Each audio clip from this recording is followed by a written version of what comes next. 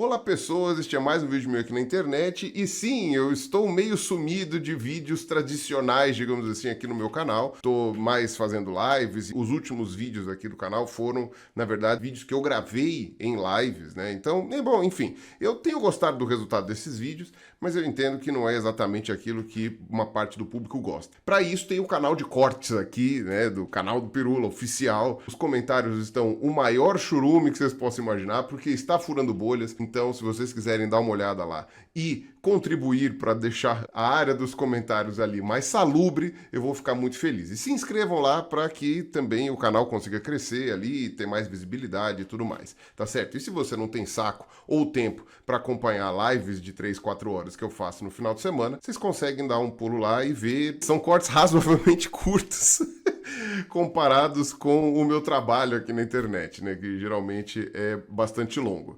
E esse vídeo que eu estou fazendo aqui, ele é para responder uma pergunta que muita gente me faz e aparentemente está mal compreendido de fato, tá? E por isso eu achei melhor fazer um vídeo separado só respondendo, tá certo?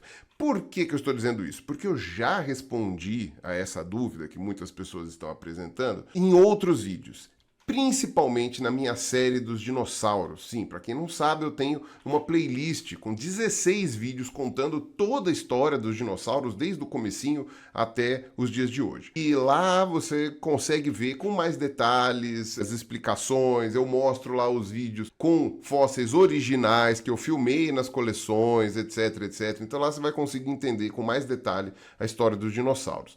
Porém, aqui eu vou tentar fazer uma coisa um pouquinho mais compacta, um pouquinho mais curta, só para ver se eu consigo responder a essa pergunta de maneira mais objetiva, e aí este vídeo aqui passa a ser mais buscável nas redes sociais, e isso faz com que essa dúvida seja mais facilmente sanada pela maior parte das pessoas que muitas vezes não conhecem meu trabalho ou não têm paciência para assistir os vídeos mais detalhados, tá bom? Então vamos lá.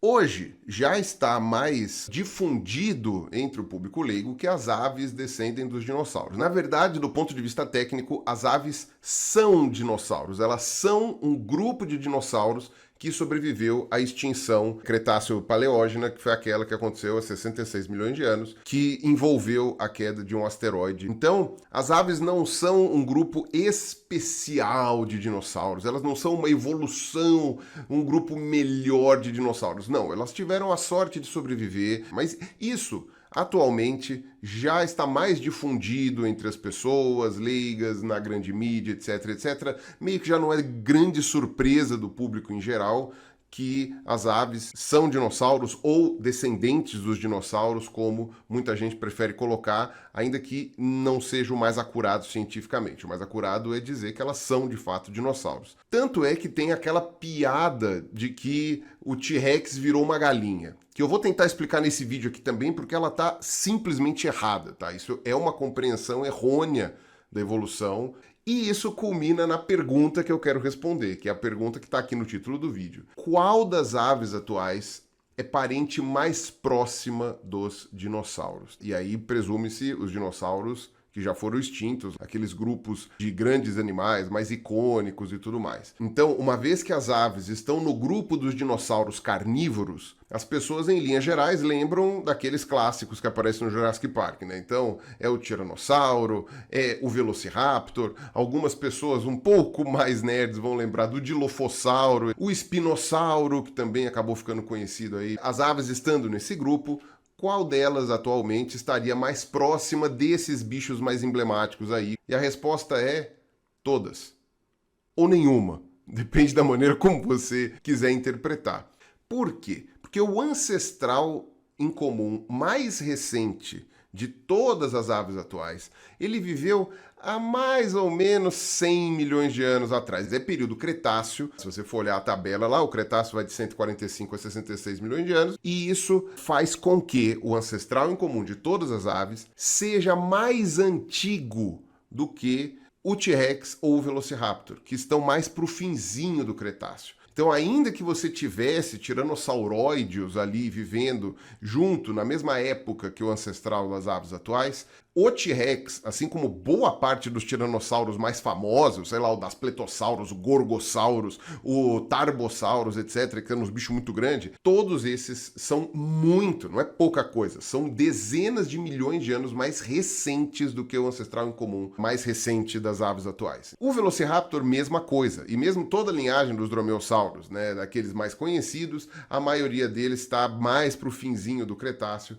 do que lá para o meio do Cretáceo, digamos assim, ou antes. Se você quiser pegar o ancestral em comum mais recente entre a linhagem dos tiranossauros e a linhagem das aves, aí você pode ir para o período Jurássico. Você pode colocar aí pelo menos mais 50 milhões de anos ali, o ancestral em comum com a linhagem que vai levar aos tiranossauros, que aí também inclui uma série de bichos. Aí se você for pegar Dromaeosauridae, que é aquela família em que está realmente o Velociraptor, o Deinonychus, enfim, esses mais conhecidos, aí o ancestral em comum com as aves é mais recente. Os Dromaeosaurídeos são sim parentes mais próximos das aves, na verdade, para muitas filogenias, eles são o grupo irmão das aves, no sentido mais amplo, né, Aviale, mas ainda assim muito anterior ao ancestral em comum mais recente das aves atuais. E esse ancestral em comum mais recente tem 100 milhões de anos. Então, são primas distantes do tiranossauro. O tiranossauro não deu origem a nenhuma ave atual, nem descende delas também, não é o contrário. Ele não deu origem a nenhuma ave atual, então o tiranossauro não é o ancestral da galinha. O Velociraptor não virou uma galinha, não virou, sei lá, uma águia,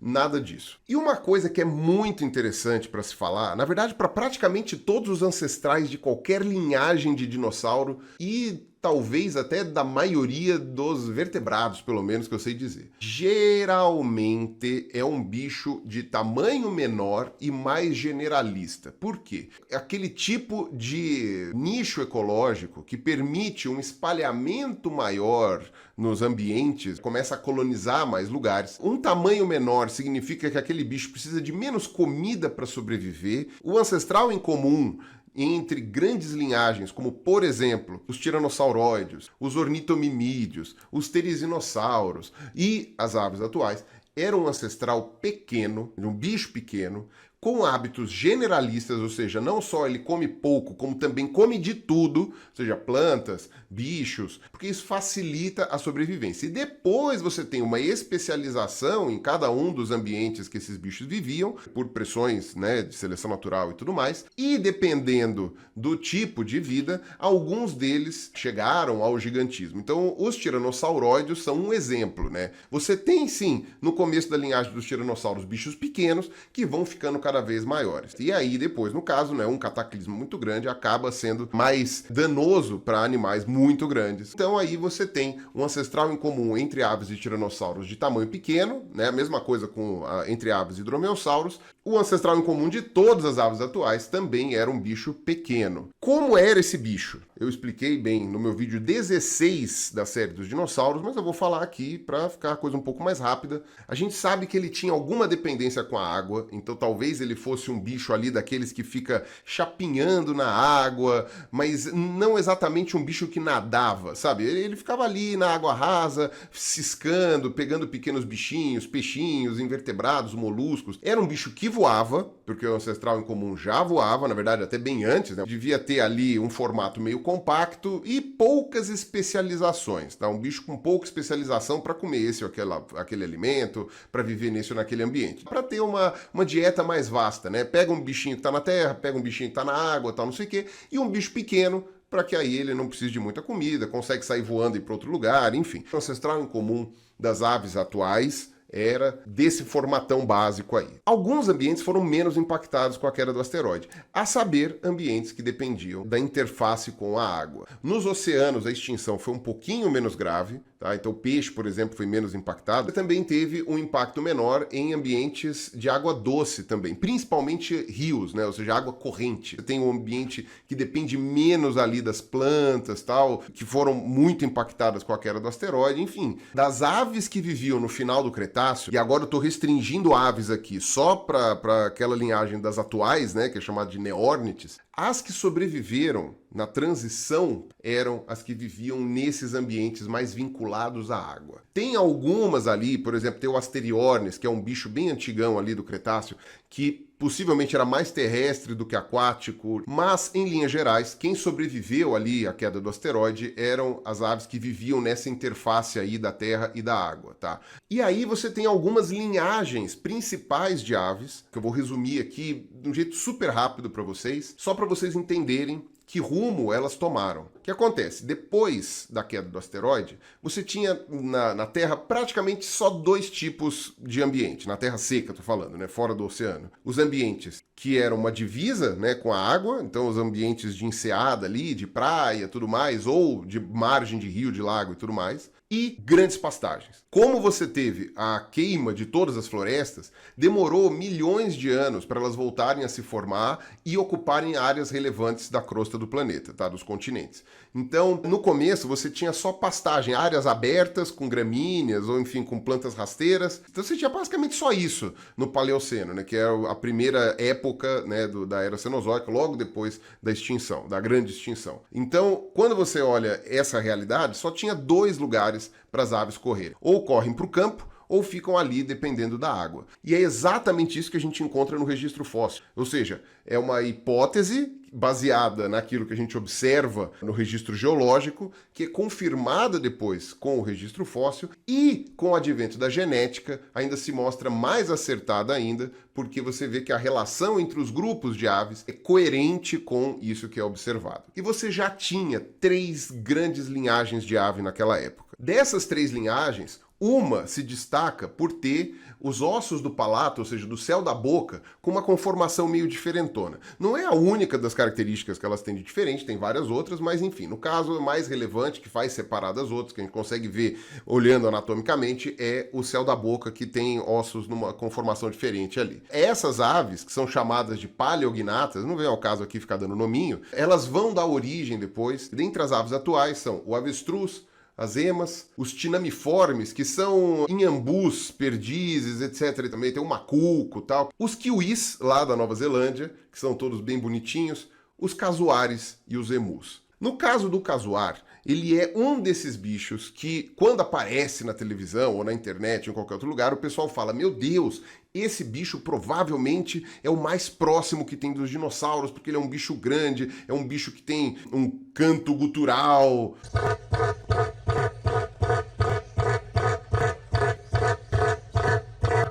Tem essa cara de bravo, tem essa crista, tem esse jeito meio trevoso assim, ele é muito agressivo e tal. Mas o fato é que a linhagem do casuar, de todas essas daí que eu comentei agora, é uma das últimas a surgir, uma das mais recentes que tem. Ele não é mais parente de um dinossauro do que um avestruz, uma ema, um emu ou um kiwi. Eles são igualmente próximos desse ancestral em comum que não parecia um casuar. Tá certo? Isso foi uma evolução posterior, porque esses bichos foram ocupar esses ambientes de pastos abertos, etc., que existiam, e como era um ambiente muito amplo, muito livre de predadores e tudo mais, naquela época eles conseguiram, então, quantidade de alimento e um espaço ecológico para aumentar de tamanho. Então aí, boa parte deles atingiram aí tamanhos muito grandes, né, o gigantismo que a gente chama, chegando aí nessas aves que são tão grandes. O pessoal esquece que o avestruz é um bicho muito grande, né? O avestruz pode chegar a 2,5 metros de altura. Menos o kiwi, que esse ficou pequenininho, os tinamiformes também continuaram pequenininhos, mas enfim, né? Vocês entenderam. As outras 2 linhagens de ave que existiam no Cretáceo, essas são mais aparentadas entre si do que a essas das paleognatas, e uma delas é a que inclui hoje os patos e as galinhas, os galináceos no caso, né, sendo mais amplo. Essa linhagem, ela já estava inclusive muito bem formada no Cretáceo. A maior parte dos fósseis de ave que a gente tem do Cretáceo, dessa linhagem das aves atuais, são vinculadas aos patos ou aos galináceos. O Asteriornis que eu tinha comentado para vocês está vinculado aí à linhagem dos galináceos. Tem o gênero Vegavis, o gênero Conflicto, encontrados na Antártica, aliás, né, bem curioso isso. Tem também um gênero chamado de Anatalavis, que foi encontrado lá nos Estados Unidos, que está vinculado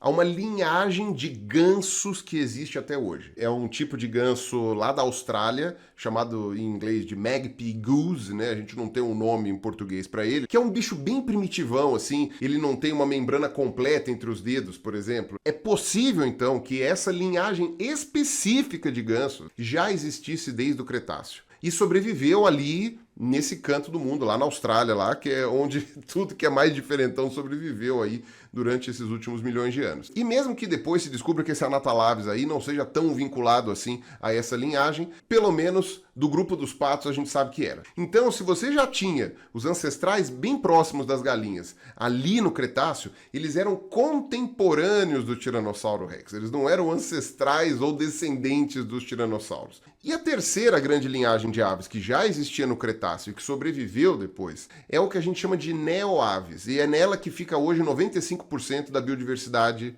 atual de aves. E tanto galoânceros, né, dos galinhas e patos, quanto as neoaves, o ancestral era meio semiaquático. Então elas ocuparam aí o outro nicho disponível que existia depois da queda do asteroide. Foi esse ancestral semiaquático das neoaves que deu origem a todos os outros grupos de aves que eu não citei até agora. E aí, se você for ver os ramos mais antigos ali que a gente tem, tanto usando o registro fóssil quanto usando análises genéticas, você vê grupos semiaquáticos. Então você tem um que chama Mirandornites, que inclui um grupo de mergulhões que a gente chama em inglês de grabs, em português não tem um nome, e os flamingos, tá? Ou seja, dois bichos muito adaptados à vida aquática. Tem também ali, na base meio que misturada lá, a ordem dos caradriformes, que inclui uns bichos que a gente chama de maçarico, não maçarico de fogo, né, que você usa lá para maçaricar a carne e a comida, não. Tem as narcejas também, né, estão dentro desse grupo. Os jaçanãs,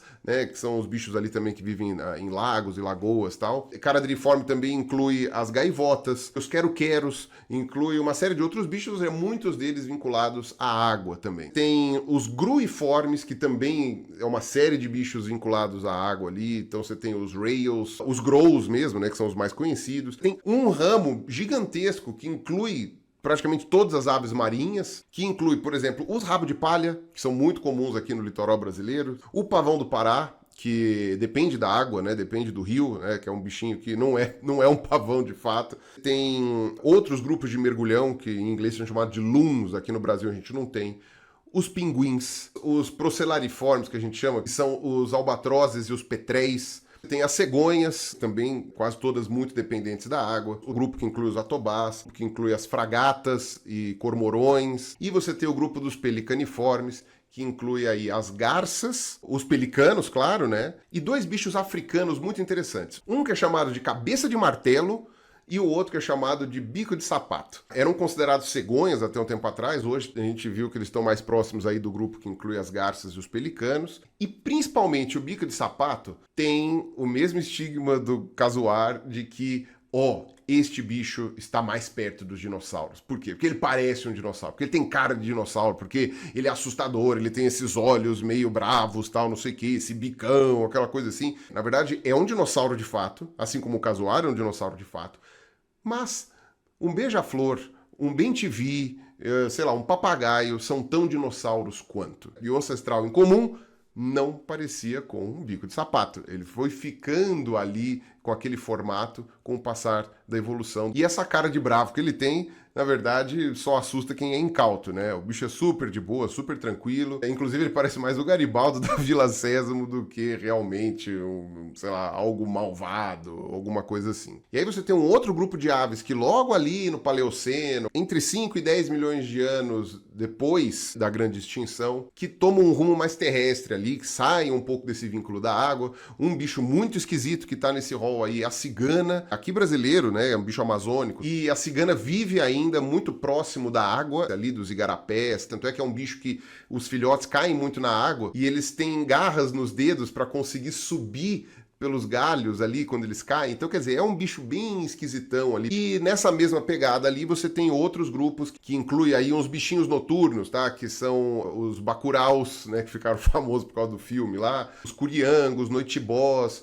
o urutau, que é aquele bicho que parece um pedaço de madeira. E mais pro final dá origem aos andorinhões e aos beija-flores, que são bichos muito especializados ali. Mas todos eles têm em comum o fato de terem ido para uma vida arborícola e ficado com os pezinhos muito pequenininhos e se especializado em comer insetos, e depois ali os beija-flores é que vão desenvolver uma adaptação para a colheita de néctar. Outro grupo dessa galera aí também é um que vai dar origem aos turacos e aos cucos, né? Os turacos são um grupo africano bem bonito de aves, e também a linhagem que vai dar origem às pombas. E aí, por fim, você tem ali também, no comecinho do Paleoceno, um outro grupo de aves que foi aí para esse ambiente terrestre ali, das pastagens, de campos abertos, e que desenvolveu hábitos carnívoros, predadores, tá? Então, que desenvolveu um aparato de caça muito maior, né? Ou seja, um bico mais recurvo, garras nos pés, umas pernas mais compridas para ficar ali vigiando, ciscando, pegando uma cobra, um sapo, um mamífero, qualquer coisa que estivesse vacilando ali, ou mesmo outra ave, de vez em quando voando, indo para outros lugares e tal. Então, esses bichos com essas características aí são os ancestrais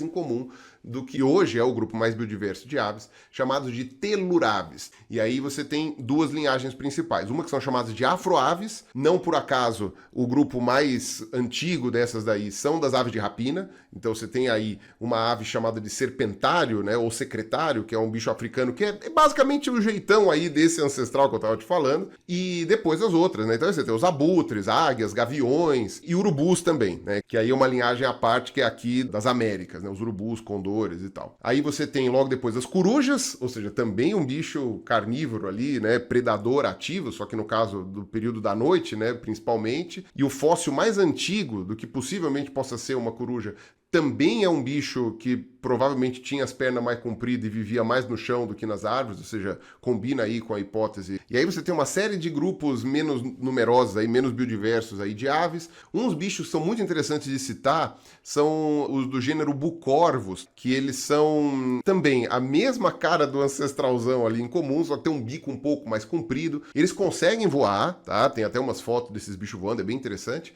mas eles principalmente vivem no solo. Você pode ver que os pés deles são uns pezão de ema, é uma coisa bem assustadora, ou seja, bem a carona do ancestral dessa linhagem aí. E com um bicão comprido, tem uns primos próximos deles, são os calaus, que são basicamente a mesma coisa, só que vivem nas árvores. E aí depois você tem também aí desse ramo aí das afroaves, a linhagem que vai dar origem aos martins pescadores, que são os caraciformes, e tem outros bichos ali no meio também. E a outra, que são os pisciformes, que dão origem a uma gama muito grande de bichos, mais notadamente os tucanos e os pica-paus. E aí, como grupo irmão dessas afroaves que eu falei, você tem as australaves. E a linhagem mais antiga dentro de australaves é a que inclui as siriemas, que também são a mesma carona do ancestral deles lá, um bicho carnívoro que fica mais no chão do que voa, tem umas pernas compridas, vive em áreas abertas ali. Cara, é a mesma coisa. É um predador muito ativo, inclusive ela tem aquela garra levantada lá, parecida com a do Velociraptor, ainda que isto seja uma convergência evolutiva, não é uma coisa que o ancestral imediato tivesse. E as siriemas, elas são os parentes vivos mais próximos das aves do terror, aquelas aves gigantescas lá, que tinham um bico enorme, né, um cabeção, chegavam, sei lá, 2,5 metros de altura e que quase não tinham asas. As asas eram bem atrofiadas, tal, nos bichos também com umas pernas grandes e tinham também aquela garra, tal. Uns bichos bem assustadores, né?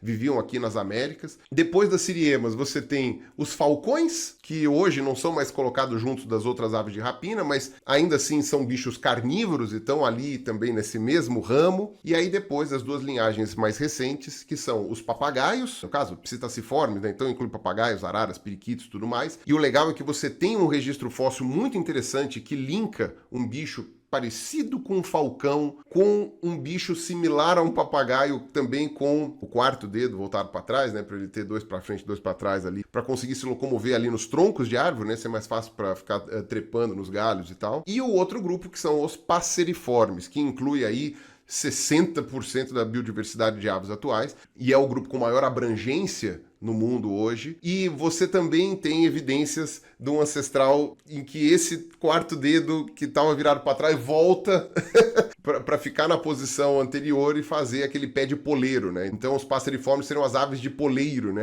E também as chamadas aves canoras. Na verdade, todas as aves fazem algum som, né? Tirando cegonhas e urubus, mas isso é por uma bizarrice deles. Todas as aves fazem algum som, mas os passeriformes são aqueles que têm o canto mais variado. Tá? E aí você tem dois grupos principais, uma que tem o canto que a gente considera mais estereotipado, que não muda muito, e outras que têm o canto um pouco mais elaborado e que podem aprender novas formas de cantar durante a vida. Tá? E aí essas é que tem a maioria dos bichos. Então esses que têm o canto mais estereotipado, você pode incluir o bem-te-vi, araponga, enfim, uma série de outros aí, vou colocar uns na tela.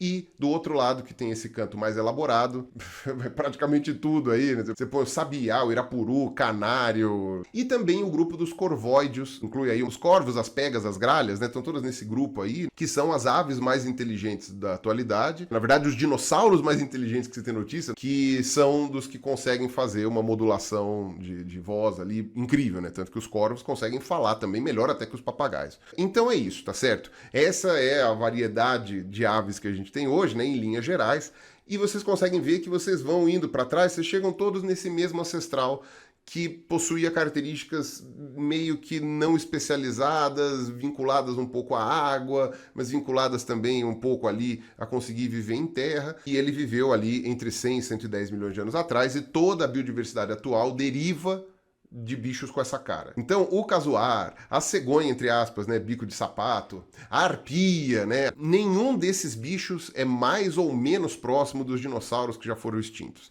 Todos eles derivam desse ancestral que não parecia com um bico de sapato, com um casuar ou com uma arpia, tá? Tinha esse jeitão meio genérico. Foi depois da grande extinção, né, do grande evento de extinção ali que aconteceu, né, depois da queda do asteroide, que esses bichos meio genéricos tiveram espaço para evoluir e cada um deles, ocupando um nicho ecológico diferente, acabou ficando com essas feições das aves que a gente tem hoje, com suas adaptações para os seus diferentes ambientes. Então você tem desde um beija-flor até um avestruz, você tem desde uma águia até um bem-te-vi, você tem desde uma gaivota até um papagaio. O tiranossauro, o velociraptor e todos esses daí, apesar de estarem no ramo dos dinossauros carnívoros, ao qual pertencem as aves também, não possuem uma ancestralidade direta com elas. São linhagens primas que foram extintas. Espero ter respondido essa pergunta de vocês, que está sendo muito frequente, muito comum. Eu vejo várias pessoas com essa dúvida aí,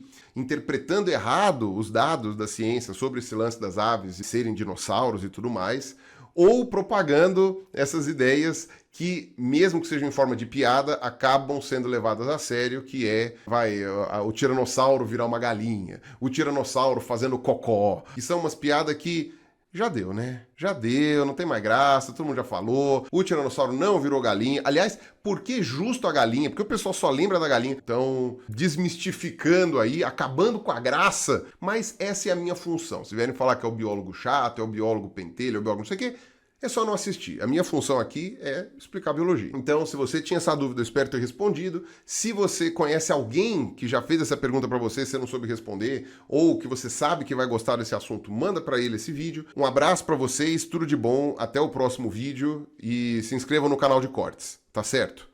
Falou aí.